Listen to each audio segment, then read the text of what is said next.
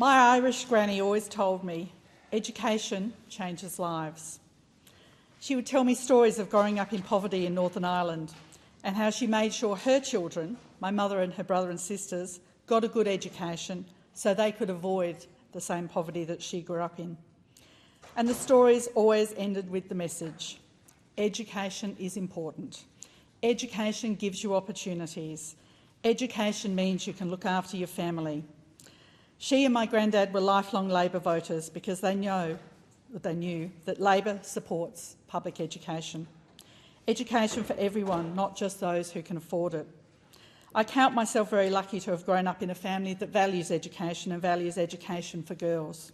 And I'm incredibly lucky to be living in Australia, a country we chose to come to, a country that values universal education, a country that values the high levels of literacy and numeracy that universal education brings.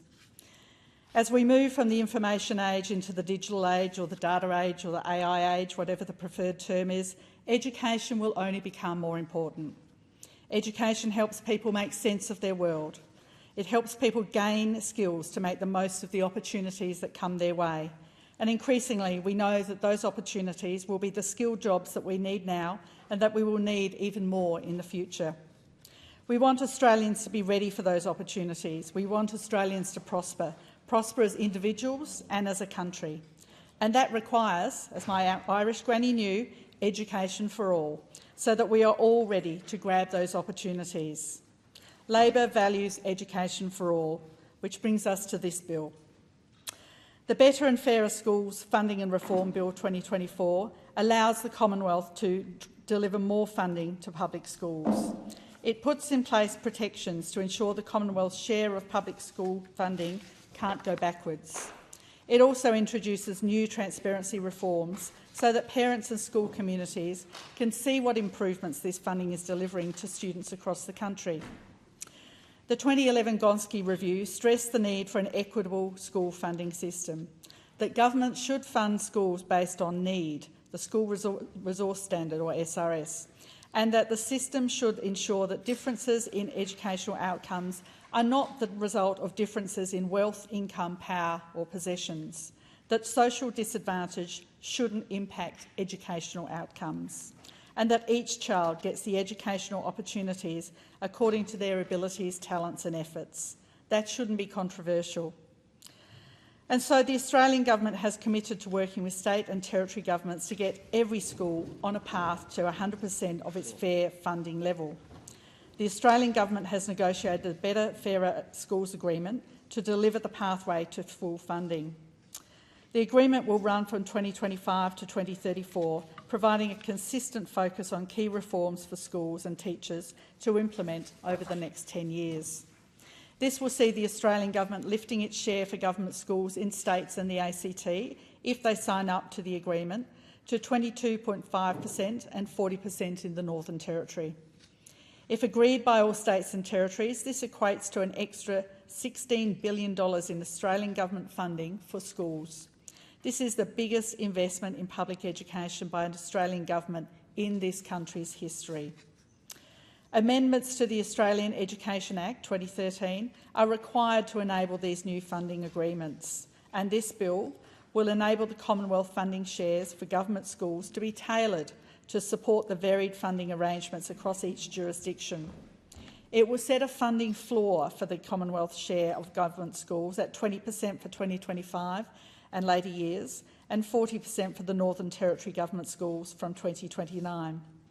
It will establish a ratchet mechanism that ensures once Commonwealth share is set by regulation, it cannot be reduced without further legislative change. Because why should it be self-evident? Because it should be self-evident that the provision of good quality education to all children is a public good that benefits the whole country and should therefore be a key role for government. And so establishing this ratchet mechanism in legislation means the funding cannot be sneakily reduced without scrutiny. The bill is essential to delivering full funding to government schools, changing the current inflexible funding cap to instead be a floor. The current provisions in the Act do not allow for the Australian Government to set different shares across jurisdictions. This means that the uniform and inflexible funding cap in the Act does not allow for the varying agreed final funding shares and trajectories of jurisdictions agreed in the BFSA. This includes the increase to 40% for Northern Territory schools by 2029, 22.5% for Western Australian schools and Tasmanian schools by 2026 and 29 respectively. Legislative agreements are also required to deliver other important funding mechanisms, including the funding floor and the ratchet mechanism, which strengthen the certainty of Australian government funding shares. The bill will also strengthen transparency and accountability of school funding, including establishing transparency and accountability in relation to funding arrangements for school education as a purpose of this Act, and require the Australian Government Minister to prepare an annual statement to Parliament relating to progress made or to be made in relation to school education reform agreements, including the BFSA.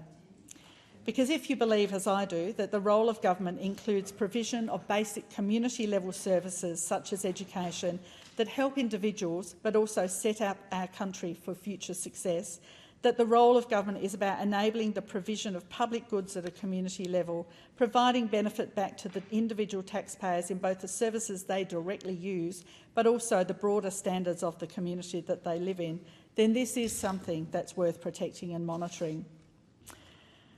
Deputy Speaker, Boothby has many, many fantastic schools, from Hamilton High, which I visited with the Speaker a year or so ago and features a Journey to Mars educational experience, Brighton High, which is a selective music school, Sunedin Specialist School and Springbank Secondary College, which provide inclusive education for children with disability, and so many others. I love visiting these schools and hearing from students about what they are learning, what their hopes are for the future. Our children deserve the best education that we can provide them, and our country deserves the best education. This bill gives these students and the students that follow them a great education and a great start to life.